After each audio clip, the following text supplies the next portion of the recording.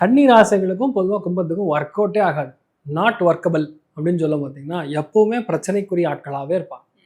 ஏன்னா அவன் கேள்வி கேட்பான், அவனுக்கு பிடிக்காது. அவன் உழைப்பான், இவனுக்கு பிடிக்காது.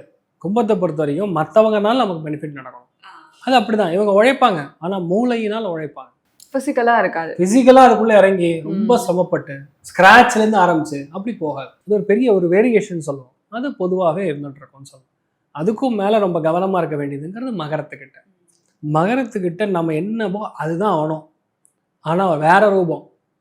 நம்ம வந்து தற்காத்து நம்மளை ஹெல்ப் பண்ணக்கூடிய ஒரு ரூபம். ஆனால் மகரத்தினால நமக்கு பிரச்சனை தான் அது.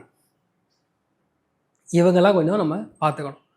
கும்பத்தை பொறுத்த வரைக்கும் கடகராசி நண்பர்களாக கூட இருக்கும் அப்படின்னாங்கன்னா கண்டிப்பாக ஹெல்த் பிரச்சனை வரும். You have to be very careful. கடகம் கூட வச்சுக்காமல் இருக்கிறது தான் பெட்டர். சரி, ஆகக்கூடிய ராசிகள் எந்தெந்த ராசிகள் பரவாயில்லை அப்படின்னு சொல்லக்கூடிய ராசிகள்? சரி, கும்பத்தை பொறுத்த வரைக்கும் என் இனமடா அப்படின்னு சொன்னால் மிதுனம், துலாம். இவங்க எப்பவுமே அதுவும் லக்னமாக பிறந்தாங்கன்னா உயிரே விட்டுருவாங்க. மிதுன ராசியாக இருந்தாலும் சரி, மிதுன லக்னமாக இருந்தாலும் சரி, துலா ராசியாக இருந்தாலும் துலா லக்னமாக இருந்தாலும் இவங்க கூடயே நட்பாக போயிட்டு இருப்பாங்க. அதுலேயும் ரொம்ப டிபெண்டபிளாக இவங்கள்லாம் நான் இல்லை அப்படின்னு சொல்லக்கூடிய நிலைமைகள் பொதுவாகவே இருந்துட்டு.